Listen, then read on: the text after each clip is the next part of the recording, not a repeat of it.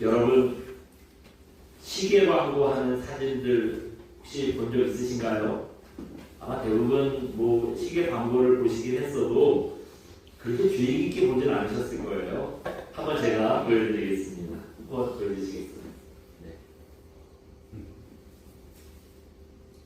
네, 여러분 어때요?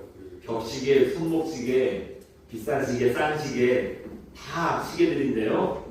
근데 보시면 똑같은 점이 한 가지 있죠. 모든 시계들의 시간이 몇 시죠? 10시 8분. 네, 10시 10분 정도 됩니다. 10시 10분.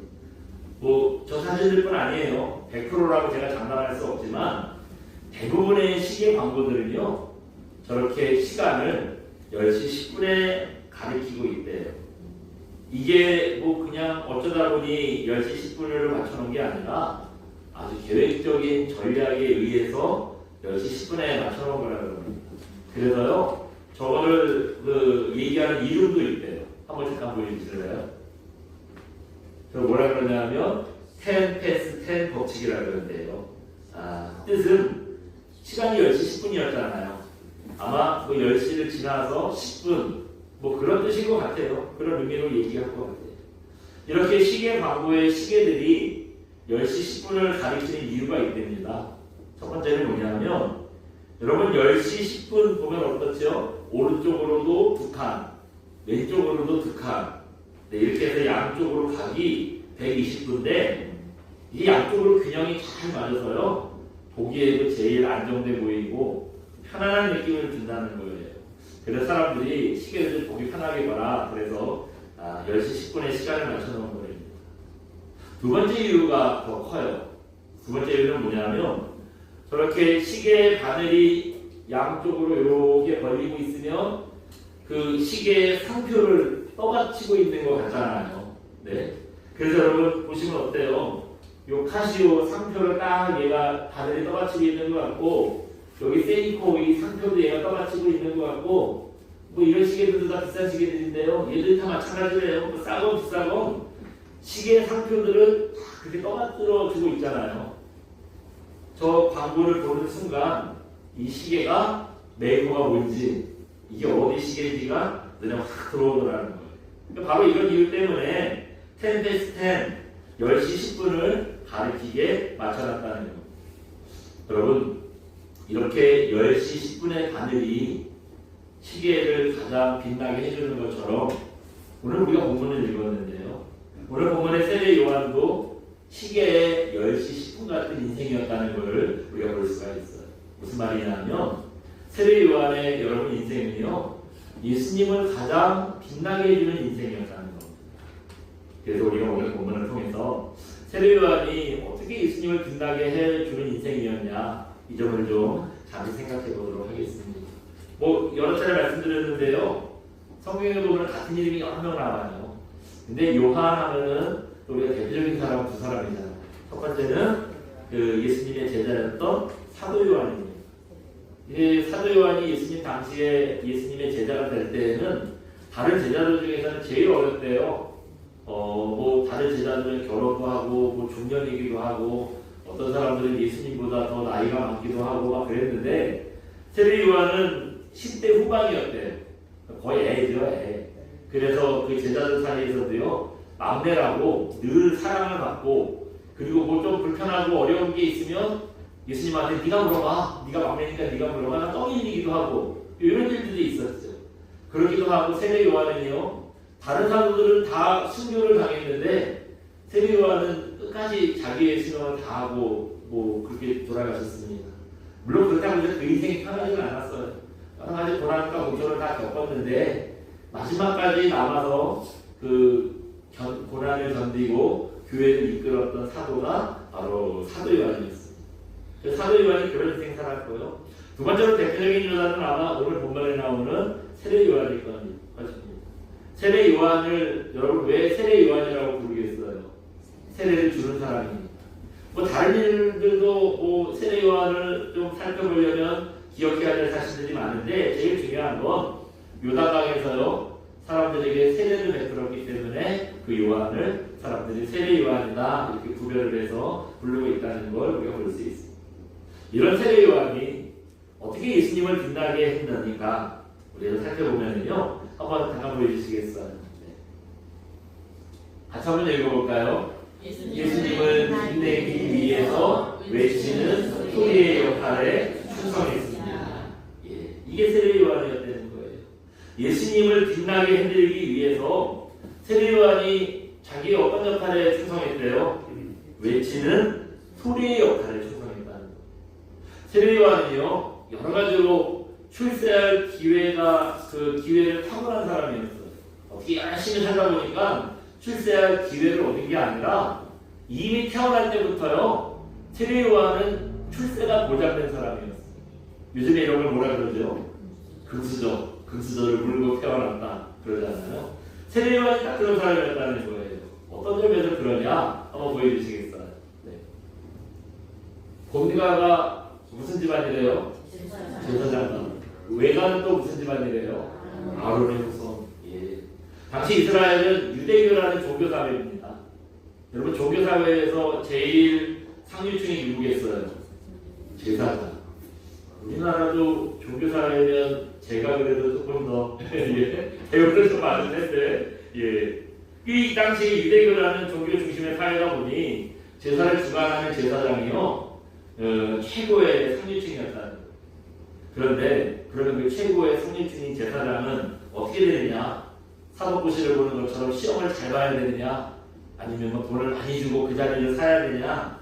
그런 건 다 필요 없어요. 그냥 아버지 잘 만나면 돼요. 아버지 잘 만나면 됩니다. 제사장은 대변인 되는 거예요. 내가 노력하고 자식 필요 없어요. 또 그릇이 뭐 제사장감이 안 되는 그런 건 상관없어요. 아버지가 제사장이면 아들을 자연스러로 저절로 제사장이 되는 겁니다. 세례 요한의 아버지 사가랴라는 분이 있는데 이분이 제사장이었어요. 그러니 세례 요한도 당연히 제사장이 되는 거예요. 가만히만 있어도 저절로 나이가 차면은요, 너 이제 오늘부터 제사장이야 하는 겁니다. 그뿐 아니에요. 외가는 또 어떤 집이래요? 아론의 자손이라고 했어요. 이스라엘 최초의 제사장이 누구였냐면 모세의 형 아론이었습니다. 그래서 이 아론의 집안 사람들이요 처음부터 제사장이 된 거예요. 그러면 세례 요한의 그 본가도 제사장이고 외가도 제사장이면 위로 올라가면 한 주만이라는 얘기죠. 그게 벌써 뭐 수백 년, 수천 년 전 얘기니까 이게 아무래도 많이 이렇게 내려오면서 이제 그 집안적으로 이렇게 된 거겠죠. 어쨌든 그래서 이 아론의 집안 사람들이 다 제사장이에요. 그렇다 보니까 그 요한의 그 본가 친할아버지도 제사장, 외할아버지도 제사장, 뭐 큰아버지, 작은아버지도 제사장, 외삼촌들도 제사장, 또 자기 사촌들, 외사촌 다 제사장이에요. 그 집안은 어쨌든 모이면 그냥 제사장 모임인데 가보면 다 뭐 형님, 동생, 뭐 아버지, 삼촌 다 이런 집안인 겁니다. 우리도 보면은 잘난 사람 집안들끼리 결혼하는 경우들이 있잖아요. 그래서 뭐 본가는 의사지만 외가는 변호사지만 이 집안은 다 해먹는 거예요. 예. 지금 요한의 집안이 딱 그런 경우는 본가도 제사장 집안, 외가도 제사장 집안. 그러니까 세례 요한은요 사실 제사장이 안 되는 게 이상한 거야. 되는 게 당연한 거예요. 그런데 이 세례 요한이 그 이상한 일을 했어요. 제사장이 돼야 되는데 그걸 마다한 겁니다. 그리고 집을 나가서 뭐가 됐냐면요 선지자가 됐대요. 근데 여러분 선지자도 조금 고상한 선지자가 되면 얼마나 좋아요. 세례 요한을 가만히 보면요 여러분 나는 자연인이라 풀어보면 어때요? 솔직히 좀 이상하잖아요. 그 사람을 먹는 것도 좀 그렇고 뭐 입는 것도 그렇고 생활하는 것도 그렇고 자연인이 좀 이상해요. 어쨌든 어떻게 보면은 뭐 건강을 위해서 그렇게 한다는데 이렇게 표현하기 좀 그런데 사회에서 적응을 잘 못한 사람들이 산으로 들어가는 거 아닌가 좀 그런 생각이 들고 말기도 하고요. 어쨌든 좀 이상해. 근데 세례 요한이요 꼭 이렇게 나는 자연인이다에 나오는 사람 같은 거예요. 옷도 제대로 안 입어요. 남들은 뭐 세마포 어쩌고 해가지고 번듯하게 입는데 낙타의 털옷을 가지고요 옷을 해 입었대요. 그리고 또 먹는 것도요 메뚜기랑 석청만 먹고 살았대요. 석청이 뭐냐면 높은 바위 틈에 벌이 집을 짓고 거기에 꿀을 모으는데 거기서 채집한 꿀을 석청이라고 한답니다. 그러니까 메뚜기랑 석탄만 먹고 사는데. 그런데 이 세례 요한이 이상한 선지자 여러분 생각해 보세요. 막 시커멓고 막 씻지도 않고 어서 산적인지 사람인지 구별도 안 되게 막 털옷 같은 거 입고 좀 같이 먹읍시다 하고 이러면 얼마나 좋아요. 근데 먹으러 나 그런 거 안 먹어 하면서 메뚜기 주스 먹고 그냥 꿀만 먹고 이러고 살았다는 거예요. 네. 이렇게 이상한 선지자가 됐는데 이분이요 보통 사람은 아니었어요. 이 보통 선지자는 아니었어요. 그럼 어떤 선지자냐 한번 보여주시겠어요? 네. 어떤 선지자래요? 400년 만에 세워진 마지막 선지자. 저 두 개 다 중요해요. 400년 만에 세워진 선지자고 이스라엘의 마지막 선지자였다는 거예요. 구약의 맨 마지막이 뭐지요? 말라기. 그럼 구약의 맨 마지막이 말라기고 그 구약의 맨 처음이 창세기인 거 보니까 그러면 창세기, 출애굽기, 레위기, 이스기, 신명기, 여호수아기 이런 게 시간의 순서대로 그런 구약 성경이 그렇게 그 배열이 된 책이냐? 그건 아니에요. 뭐 처음에 창세기부터 뭐 이렇게는 가지만 그 나중에는 뒤죽박죽이 돼요. 막 갑자기 한 장 뒤에 얘기가 앞에서 나오고요. 예를 들자면 욥은 아브라함과 같은 시대의 사람이에요. 그러니까 창세기에 나왔던 인물이 저 뒤에 가서 이제 욥기에 자리를 하고 있는 거예요. 이렇게 뭐 뒤죽박죽입니다. 그렇긴 한데 말라기는 맨 마지막 책이 맞대요. 그리고 말라기 선지자가 구약의 맨 마지막 선지자였다는 거예요. 말라기 선지자 이후에 예수님이 오실 때까지 이스라엘에는요 선지자가 한 명도 세워지지 않았대요. 그게 몇 년이었다 그러죠? 400년. 자그마치 400년이래요. 여러분 400년이면 도대체 얼마나 오랜 시간입니까? 조선왕조 500년이라고 그러잖아요. 그러니까 선지자가 세워진 게 거의 조선왕조랑 비슷한 정도의 오랜 시간 동안 선지자가 없었던 거예요. 그러면 사람들이 선지자에 대해서 어떤 생각을 할까요? 거의 뭐 전설에 나오는 사람 정도로만 생각이 되잖아요. 옛날에 진짜 까마득한 옛날에 선지자라는 사람들이 있어서 하나님께 직통 계시를 받고 그 하나님께 받은 말씀을 사람들에게 전해주는 사람이 있었어. 너무 오래돼가지고 그게 진짜인지 거짓말인지도 모르겠어. 그 사람들에게 그 선지자라는 개념은 사실 그런 개념이었어요. 그런데 그런 선지자가 이제 그래서 이 이스라엘은요 400년 동안 선지자가 한 명도 없었고 선지자가 한 명도 없었다는 얘기는 뭐냐면 하나님께서 주시는 말씀을 기록된 말씀 말고 하나님께서 직통으로 내려주시는 말씀을 한 번도 들어본 적이 없다는 뜻이었어요. 그래서 이 시기를 하나님의 말씀이 없는 시대라고 암흑시대 그렇게 얘기를 합니다. 그래서 400년 만에 드디어 선지자가 나타난 거예요. 하나님께서 세례 요한을 선지자로 세워주시고 이제 세례 요한을 통해서요 하나님께서 말씀을 하시는 거예요. 그 말씀이 뭐였죠?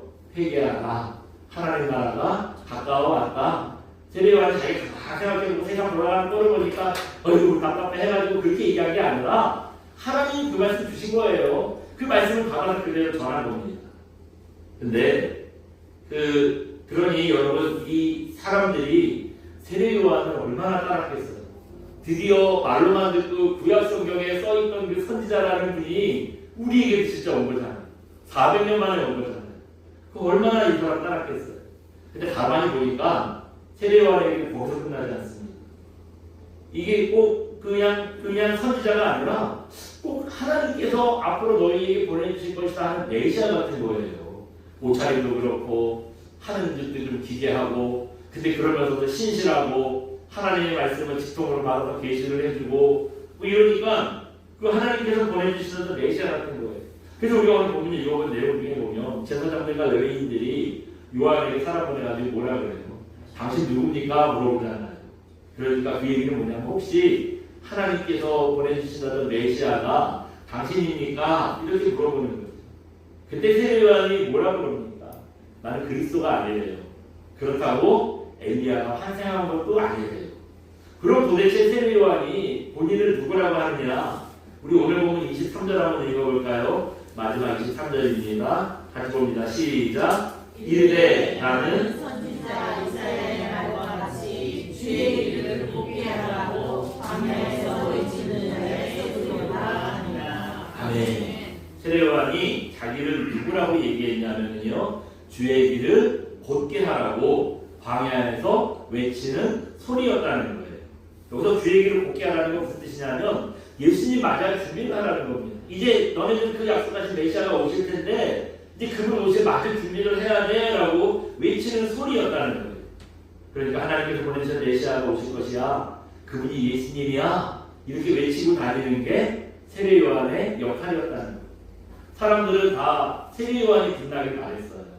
그래서 메시아가 오신다고 외치는 소리가 아니라 세례 요한 당신이 메시아가 됐으면 좋겠다고, 당신이 하나님께서 꼭 메시아라고 이렇게 메시아가 되기를 기대했어요. 집안도 좋았죠. 외가나 친가나 다 아주 정통 엘리트 집안이에요. 다 제사장 집안이에요. 또 다른 거 몰라도 400년 만에 하나님께서 선지자를 세우셨잖아요.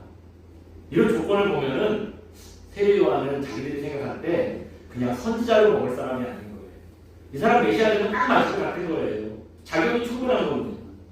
세례 요한이 사실 진짜 얼마나 대단한 사람이었는지요, 예수님도 그걸 인정하셨어요. 예수님이 세례 요한에 대해서 이런 말씀을 하셨습니다. 한번 보여주시겠어요? 같이 한번 읽어봅니다. 여자가 낳은 자 중에 요한보다 큰 자가 없도다. 누가복음 7장 28절 말씀. 예수님께서 뭐라고 하셨어요? 여자가 낳은 자 중에 누구보다 큰 사람이 없다고요? 세례 요한보다 큰 사람이 없대요. 이거 뭐 아르사 태어난 박격고세도 아니고 이 세상 사람들 중에 여자가 안 낳은 사람 누가 있어요? 네. 그러니까 이 세상의 모든 사람들 중에 세례 요한보다 큰 이가 없다는 건 세례 요한이 정말 대단한 사람이라는 거죠. 아마 이 말은 하나님께 받을 수 있는 최고의 찬사가 아니었을까요? 하나님께서 다윗을 일컬어서 나와 마음이 합한 자가 한 그 칭찬만큼이나 아마 하나님께 받을 수 있는 최고의 찬사가 아니었나 생각이 듭니다. 이렇게 모든 사람이 다 자기를 원하고 사람들만 그런 게 아니라 누구도 세례 요한을 극찬했어요. 예수님도 대단한 사람이라고 칭찬해 줬잖아요. 그러면 여러분이 세례 요한 같으면 어떠시겠어요? 저 같은 흔들릴 것 같아요. 사람들이 자꾸 그러니까 못 이기는 척하고 그래 맞아 사실은 나야 이렇게 얘기할 수 있을 것 같아요. 근데 세례 요한이 그랬던가요? 세례 요한은 그러지 않았습니다. 예수님 자리를 탐내지 않았어요. 자기는 외치는 자의 소리라고 그냥 그 소리의 역할에 충성했습니다.